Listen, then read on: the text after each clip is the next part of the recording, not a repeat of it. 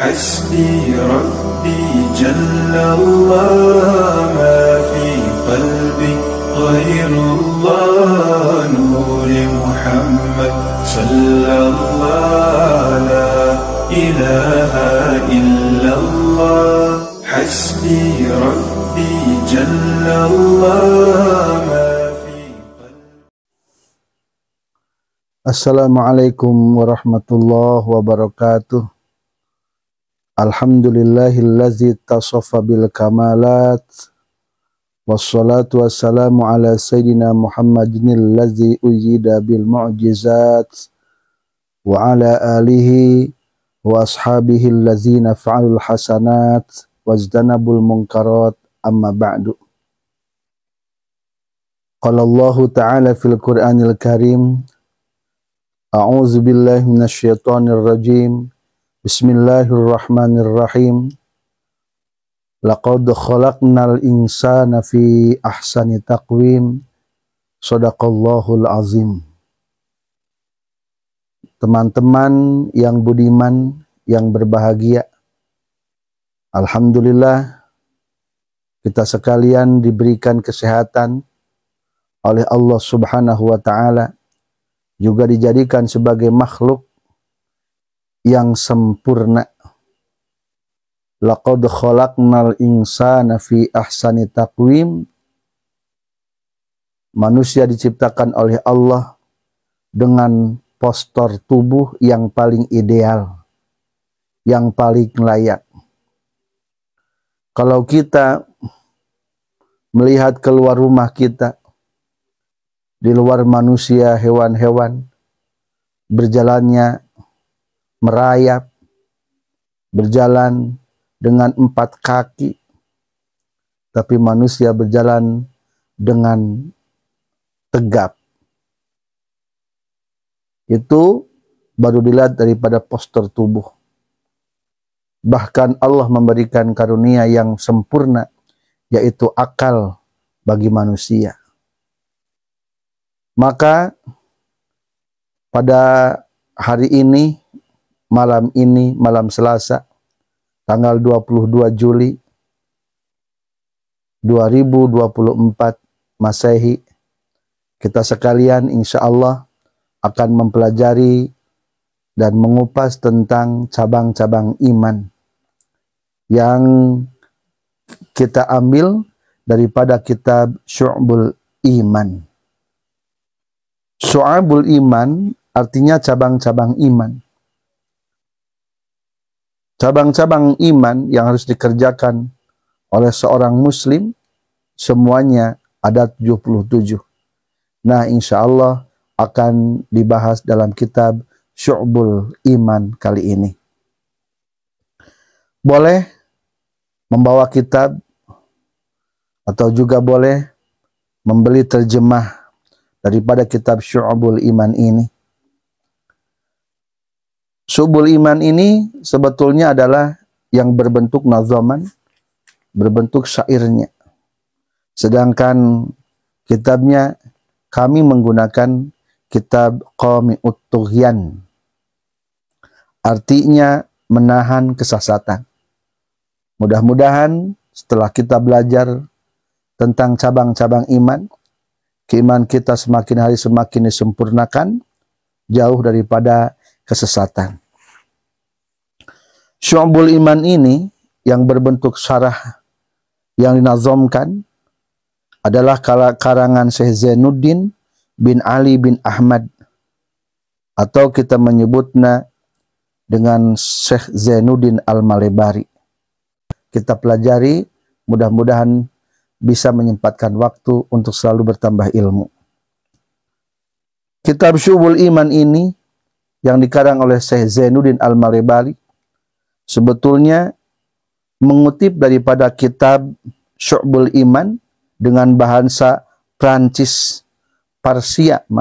dengan bahasa Persia, karangan Syekh Nuruddin Al-Iji. Kemudian oleh beliau Syekh Zainuddin Al-Malebari diterjemahkan ke bahasa Arab. Lalu ulama kita di Nusantara, yaitu Imam Nawawi Al-Bantani, yang mana beliau adalah salah satu imam di Masjidil Haram, memberikan syarah penjelasan daripada kitab Syu'abul Iman ini. Kemudian beliau Syekh Imam Nawawi Al-Bantani memberikan nama syarahnya dengan sebutan kitab Qami'ut Tughyan. Sebelum kita jauh membahas tentang kitab Syu'abul Iman, bagi adik-adik para santri bisa dilihat di jilidnya terdapat sebuah syair sebagai motivasi bagi kita sekalian untuk selalu bertambah ilmu. Syair ini diambil daripada bahasa Arab dengan bahar wafir. Mal fakhru illa li ahlil ilmi innahumu alal huda liman istahda adila. Mal fakhru illa li ahlil ilmi. Tidaklah keagungan terkecuali hanya untuk para ahli-ahli ilmu. Jadi kemuliaan dan keagungan hanyalah diberikan kepada mereka yang memiliki ilmu. Maaf, kalau tidak punya ilmu, tidak akan punya keagungan. Maka Allah berfirman, yarfa'illahu allazina amanu minkum wallazina utul ilma darajat. Allah akan mengangkatkan orang-orang yang beriman dan orang-orang yang bertambah ilmu, yang diberi ilmu, darajat, dengan ditingkatkan beberapa derajat. Jelas kemuliaan keagungan adalah untuk para ahli-ahli ilmu. Kemuliaan, terutama kemuliaan di akhirat, diberikan untuk para ahli ilmu. Maka setiap saat usahakan kita bertambah ilmu. Jangan dulu tidur sebelum bertambah ilmu. Pastikan anak-anak kita setiap hari selalu mengkaji, bertambah ilmu. Kenapa para ahli ilmu mendapat keagungan? Innahum alal huda liman istahda adillah. Mereka, para ahli ilmu, adalah alal huda, hidup dalam petunjuk, mendapatkan cahaya. Liman istahda adillah, dan memberikan petunjuk kepada orang-orang yang mencari petunjuk. Jadi ahli ilmu, satu, memiliki cahaya, dua, bisa menyinari orang lain. Berarti hebat. Mudah-mudahan kita sekalian bertambah ilmu, bisa menerangi diri sendiri, juga menerangi orang lain. Awas, ketika kita sudah memiliki ilmu, tingkatkan kasih sayang kita kepada orang lain. Teman dekat ajak untuk taat, masyarakat sekitar ajak untuk taat. Yang jauh di sana harus terinspirasi dengan ilmu kita. Jangan digunakan ilmu untuk menghantam orang lain. Ilmu gunakan adalah untuk menyinari dan memberikan sinar. Menyinari diri pribadi, juga menyinari orang lain. Wa qadru kulli imri'in ma kana yuhsinuhu wal jahilu nali ahlil ilmi a'da'u. Wa qadru kulli imri'in ma kana yuhsinuhu. Ukuran kemuliaan seseorang itu tergantung kemampuannya. Apa? Ukuran kemuliaan seseorang itu tergantung kemampuannya. Ma yuhsinuhu artinya seukuran bisanya. Jadi biasanya kata yuhsin itu digunakan dalam bahasa Arab untuk mengungkapkan bahwa kita itu bisa. Umpamanya hal anta tuhsinul lughatal arabiyyah, apakah kamu, maksudnya tuhsin, bisa berbicara bahasa Arab? Naam, ana uhsinu. Ya, saya bisa. Ukuran tinggi derajat seseorang itu tergantung kepada kemampuannya. Jadi kemampuan kita, skill kita harus ditingkatkan. Nah, kajian kitab ini, skill itu ada dua. Ada soft skill, ada hard skill. Soft skill itu adalah kemampuan yang lembut. Hati penyayang, hati soleh, hati bisa iman, hati lembut. Itu soft skill. Maka melalui kajian kita kali ini, mudah-mudahan kita memiliki soft skill yang hebat. Kedua, hard skill adalah kemampuan-kemampuan yang nyata. Bisa dalam kerajinan, bisa dalam berbisnis, bisa berkomunikasi dengan baik, bisa memimpin, dan yang lain-lainnya. Nah, kemuliaan kita tergantung kepada kemampuan kita. Coba lihat anak kecil. Kapan anak kecil itu mulai lincah berbicara? Biasanya anak-anak kecil itu mulai lincah berbicara, banyak tingkah, dan banyak keinginan itu sesuai dengan vocabulary atau kosakata yang ia mampu. Umpamanya kalau anak kecil cuma bisa satu kata, mama. Satu aja, paling ngomongnya mama, mama. Sudah dipasih sama ibunya diajarin satu kata lagi, mamam. Maka anak kecil pasti bilangnya mamam, mamam. Kalau agak naik lagi, anak kecil kadang-kadang diajarkan untuk jajan. Jajan. Tiap pagi ngajak jajan. Ketika anak kecil itu kemampuannya dapat terukur setiap hari dengan kemampuan penguasaan vocabulary atau kosakata yang diajarkan oleh ibunya. Nah, kita juga sebetulnya seperti itu. Ketika skill kita bertambah, maka kedudukan kita akan terus bertambah, baik di hadapan Allah atau di hadapan manusia. Maka utamakan ilmu. Ketika kita sudah mampu punya ilmu, awas, jangan mencari kemuliaan yang lain. Ilmu kita bisa memuliakan kita sendiri. Wal jahiluna li ahlil ilmi a'da'u. Sedangkan orang-orang yang bodoh kepada ahli ilmu itu akan menjadi musuh-musuh. Awas, jangan kecil hati, jangan putus semangat. Ketika ada orang-orang di luar sana yang apatis membiarkan kepada kita atau bahkan bertolak belakang dengan kita, emang orang-orang bodoh itu pasti akan menjadi penentang kita. Yang namanya orang bodoh, jangankan kita, Nabi pun dibantah, Nabi pun ditentang. Jangankan orang-orang bodoh, Al-Quran pun disinggung oleh orang-orang Quraisy. Disebutnya ini masihir, Al-Quran ini buatan Muhammad. Muhammad itu sudah gila. Wah, banyak kata-kata yang sangat jelek. Itu Al-Quran. Apalagi kita. Tentu daripada sudut pandang yang begitu kompleks, dari kanan, dari kiri, dari depan, dari belakang, dari atas, dari bawah, banyak kekurangan kita. Rawe-rawe rantas, malang-malang putung, maju terus pantang mundur. Jangan menghiraukan pembicaraan orang-orang yang bodoh. Kita para ahli ilmu harus bertahan dalam keilmuan. Apalagi ketika kita sudah menjadi pemimpin. Antara ketika kita menjadi seorang pemimpin, pasti ada orang yang bersimpati kepada kita.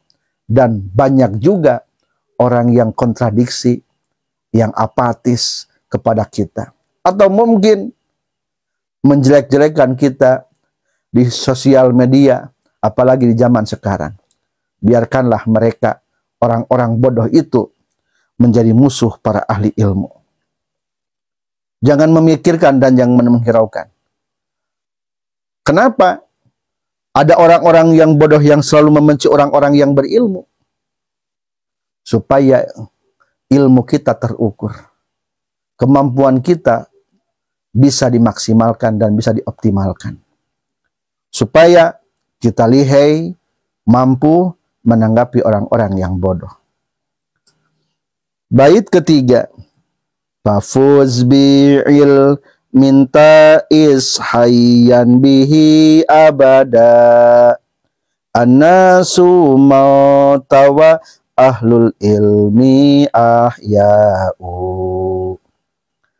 Fafuz bi'ilmin, maka berbahagialah engkau dengan ilmu. Ta'ish hayyan bihi abadan, niscaya engkau akan hidup selamanya. Annasu mauta wa ahlul ilmi ahya, orang-orang akan mati sedangkan para ahli ilmu terus akan hidup. Tentang keutamaan ilmu, yang pertama tadi mendapat petunjuk, mendapat cahaya. Yang kedua bisa memberikan cahaya. Ketiga akan dinaikkan derajat seukuran kemampuannya. Yang keempat ini keutamaan ilmu, berbahagialah dengan ilmu karena engkau akan hidup selamanya. Insya Allah para ahli ilmu itu akan terus hidup. Guru saya waktu mondok di pesantren, yaitu Al-Maghfurlah Uwa Ajengan, Kiai Haji Khair Afandi, sudah lama meninggalkan kita semua, hampir 30 tahun lebih, tapi namanya masih wangi. Namanya terus disebut-sebut. Setiap sholat 5 waktu dikirimi Fatihah, baik yang dekat maupun yang jauh. Kenapa? Beliau dimuliakan karena mendapatkan kemuliaan ilmu. Tuh, orang yang memiliki ilmu akan hidup selamanya meskipun mati. Orang lain mati. Bagaimana dengan orang-orang yang bodoh? Adapun orang-orang yang bodoh sebelum mati pun sudah mati. Mungkin ada yang namanya banyak nama di kampung. Orang-orang yang bodoh, coba ditanyakan kepada kampung yang lain, tetangga, akan kenal tidak? Pasti tidak kenal. Apalagi ditanyakan kepada kabupaten, tidak akan kenal. Umpamanya saya orang bodoh, ditanyakan ke provinsi, tidak, ya pasti tidak akan ada yang kenal dengan nama saya. Kenapa? Karena nama saya tidak cukup untuk diperhitungkan karena ilmunya masih lemah. Tuh, berarti annasu mauta. Apalagi kalau kita tidak menguasai apa-apa, pasti kita akan mati sebelum mati. Adapun ahli ilmu, beliau para ahli ilmu akan terus hidup dengan ilmunya. Kita tahu Wali Songo, Syekh Sarip Hidayatullah, Cirebon dan yang lainnya. Kenapa kita masih kenal? Karena beliau-beliau memiliki ilmu. Kita masih kenal dengan Imam Nawawi Al-Bantani pensarah kitab ini. Kenapa kenal? Karena beliau ahli ilmu. Kita kenal seorang waliullah di Pamijahan, Syekh Abdul Muhyi. Kenapa kenal? Karena beliau ahli ilmu. Maka bahagialah dengan ilmu, niscaya engkau akan hidup selamanya. Itulah 3 bait yang dinazomkan di jilid kitab Syu'bul Iman. Kalau kita terjemahkan dengan bahasa Sunda, teu aya kaagungan angin ti ahli ilmu kanu hayang pituduh ahli ilmu nuduhkeun martabat jalma ngitung kahadeanana jalma bodoh ka ahli ilmu eta keheuleun. Bagja ku ilmu malah hirup salawasna, jalma maot ilmu nama dimanfaatkeun. Para teman-teman yang berbahagia di mana saja berada, kita mulai masuk kajian pembahasan tentang kitab Syu'bul Iman. Bismillahirrahmanirrahim. Dengan menyebut nama Allah yang Maha Pemurah lagi Maha Pengasih, saya memulai kajian ini. Jadi sebetulnya saya memulai itu kalimat yang disimpan. Jadi kalau umpamanya kita mau nyuci membacakan bismillah, apa artinya? Saya mulai nyuci dengan menyebut nama Allah yang Maha Pemurah, yang Maha Pengasih lagi Maha Penyayang.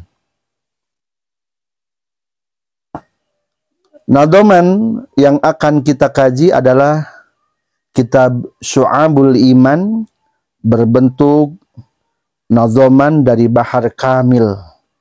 Cara melantunkan Bahar Kamil adalah wajan mutafa'ilun, 6 kali dibacakan. Mutafa'ilun, mutafa'ilun, mutafa'ilun, mutafa'ilun, mutafa'ilun, mutafa'ilun. Alhamdulillahillazi qad sayyara imana syakhsin dha syu'ab fatutamamu. Pujian milik Allah yang telah menjadikan iman manusia bercabang lalu disempurnakan.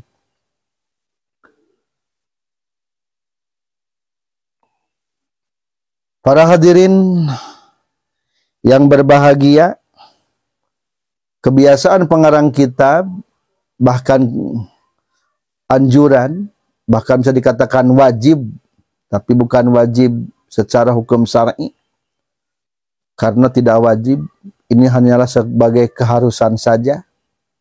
Ketika kita mau mengarang, usahakan jangan lupa 3 hal. 1, membacakan basmalah. 2, hamdalah. 3, sholawat. Itu yang paling intinya. Yang keempat, boleh ditambah dengan penyebutan nama kitabnya. Yang kelima, atau asal-usul mengarang kitab tersebut. Keenam, boleh juga ditambah dengan tujuan. Nah, pengarang kitab di sini, biasanya kalau istilah pesantren disebutnya musannif. Musannif artinya the creator, kreator yang menulis, pengarang. 1, membacakan dulu basmalah supaya mendapat keberkahan. Ketika segala sesuatu yang kullu amrin zibalin la yubda'u bi bismillahirrahmanirrahim fahuwa aqta au ajzam au abtar. Sesuatu yang baik yang tidak dimulai dengan bacaan basmalah, maka nilainya tidak sempurna.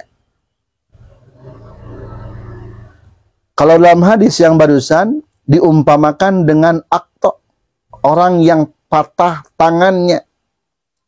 Coba bagaimana kalau Anda melihat wanita cantik, ternyata cantik tapi tangannya buntung, akan cinta tidak? Pasti tidak. Atau kamu melihat hewan untuk dikurbankan, ternyata kakinya buntung, tentu tidak sah, tidak sempurna. Nah, pekerjaan pun ketika tidak dimulai dengan basmalah, maka hukumnya akto, bagaikan manusia yang putus tangannya. Au ajzam, atau mengidap penyakit lepra, penyakit kusta, penyakit menular yang berbahayanya. Au abtar, atau bagaikan hewan yang buntut, yang putus buntutnya, ekornya putus. Itu menandakan bahwa tidak ada kesempurnaan. Maka usahakan kita selalu membaca basmalah dalam segala hal.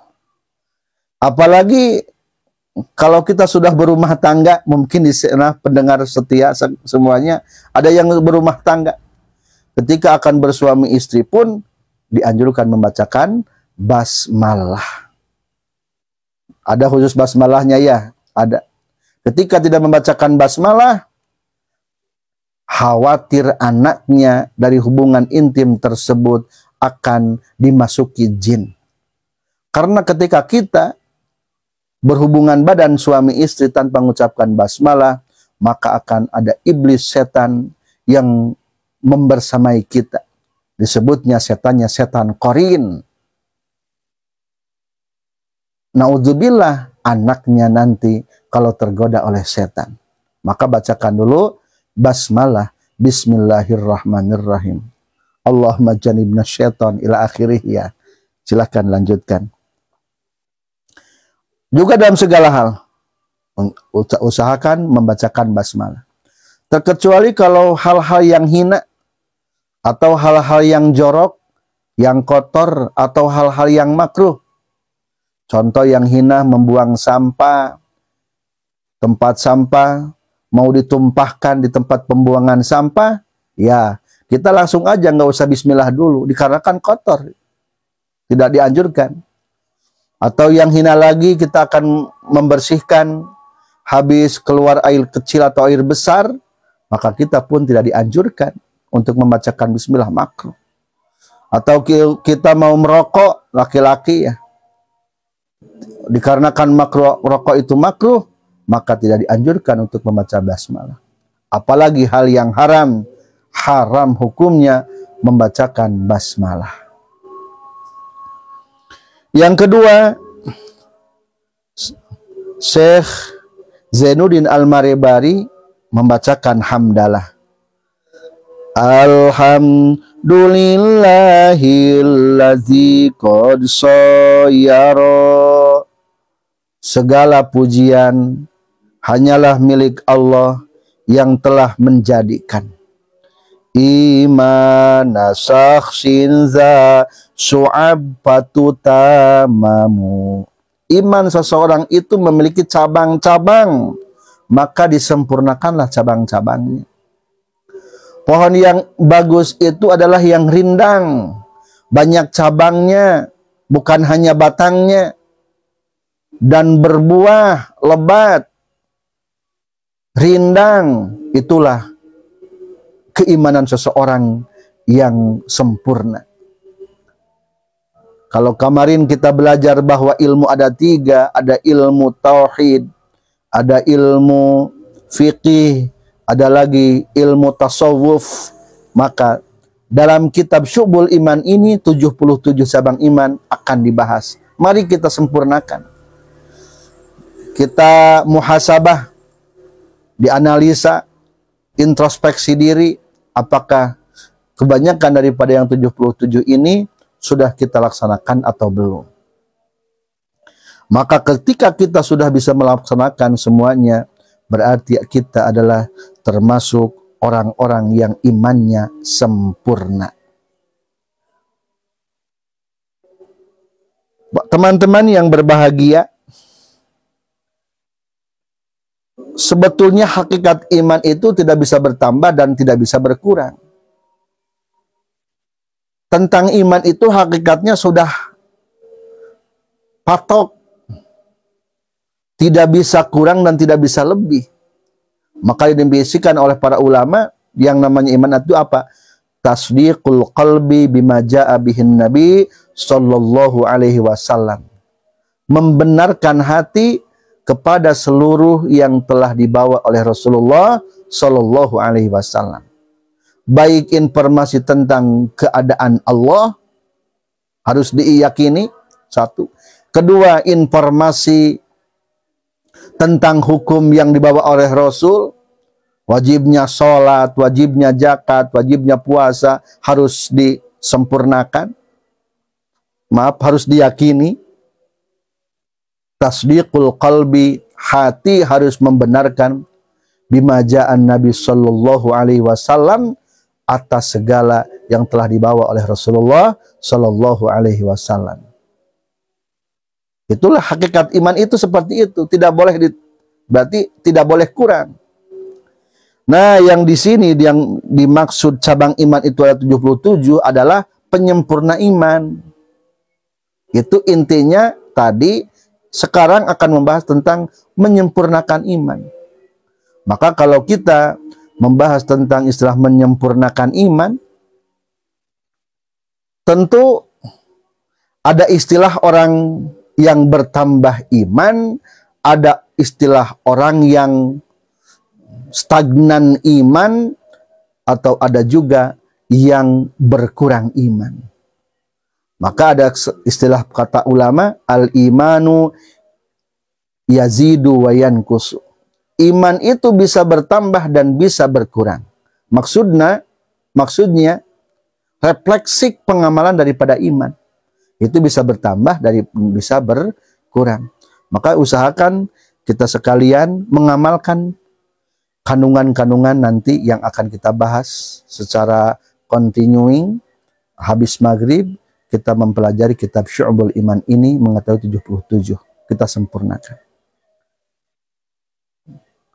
Semuanya sebetulnya terbagi 4.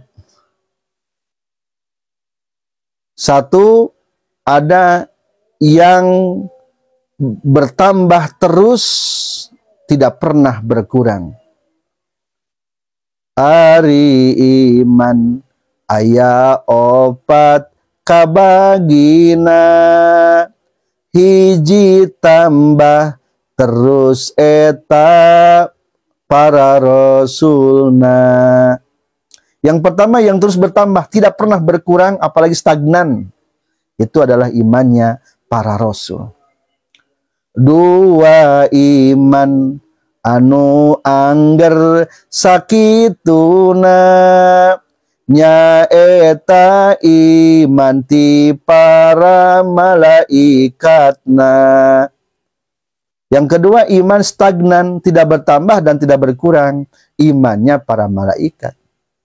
Dikarenakan malaikat tidak memiliki nafsu, maka sesuai dengan koridor, tidak bertambah dan tidak berkurang iman. Seperti halnya benda-benda yang lain atau makhluk yang lain. Matahari itu konsekuen. Mau poek, mau hujan, mau apa, pokoknya setiap pagi hari pasti matahari terbit. Setiap sudah sore hari pasti matahari terbenam. Tuh, berarti stagnan, sesuai jadwal, tepat. Tapi dikarenakan yang lain mah tidak memiliki akal dan tidak kena taklif, maka tidak diistilahkan dengan kata iman. Iman ini adalah adanya untuk orang-orang atau makhluk Allah yang memiliki akal, yaitu manusia, kedua jin, dan yang ketiga malaikat. Nah, malaikat ini imannya tetap monoton, stagnan. Yang ketiga adalah yang imannya terus berkurang, yaitu iblis. Ari iman katiluna terus ngurangan, nyaeta imana setan bahkan kupuran. Iman setan itu tidak pernah bertambah. Semakin hari semakin kufur kepada Allah. Semakin hari semakin menyesatkan. Entah berapa miliar orang yang disesatkan dengan satu setan. Berarti setan itu nilainya di hadapan Allah setiap hari akan terjerumus dalam kehinaan. maka harus kita jauhi. Yang keempat, iman kita nih kadang tambah, kadang berkurang, yaitu imannya manusia. Kadang kita seperti malaikat, ngadak-ngadak jadi malaikat, terus bagus iman kita, tahajudnya getol, buka aplikasi HP yang menginspirasi, setiap hari bergaul dengan orang-orang yang soleh, mencari ilmu terus, wah berarti iman sedang bertambah. Kadang-kadang mundur lagi, menurun imannya, sholat terlambat, dengan keluarga tidak baik, dengan tetangga berantem, malam hari tidak pernah tahajud, banyak mengunjing orang lain, wah banyak menukik terus imannya. Inilah keadaan kita, imannya sedang berkurang. Mudah-mudahan kita setelah mengikuti kajian ini, iman kita semakin bertambah terus. Awas, supaya bertambah iman kita, satu, rubahlah penglihatan kita atau bacaan-bacaan kita. Perlihatkan mata kita kepada hal-hal yang selalu membuat aspirasi, menginspirasi. Yang kedua, rubahlah pergaulan kita. Pastikan orang-orang yang dekat kita adalah orang-orang yang soleh, supaya tidak membawa kita kepada maksiat. Yang ketiga adalah berubahlah cara pendengaran kita. Jangan sering mendengarkan orang yang menggunjing. Jangan sering orang yang mendengarkan orang yang memberikan hal-hal yang negatif. Jadi kalau kita ingin lebih baik, rubahlah penglihatan kita. Gunakan untuk melihat dan membaca yang hal-hal yang positif. Kedua, berubahlah cara mendengar kita. Yang ketiga, berubahlah cara bergaul kita, harus tetap dengan orang-orang yang soleh. Cukup sekian sebagai mukadimah. Insya Allah kita masih banyak waktu. Mudah-mudahan diberikan keberkahan oleh Allah Subhanahu wa Ta'ala. Subhanakallahumma bihamdika asyhadu an la ilaha illa anta astaghfiruka wa atubu ilaik. Wabillahi taufiq wal hidayah. Wassalamualaikum warahmatullahi wabarakatuh.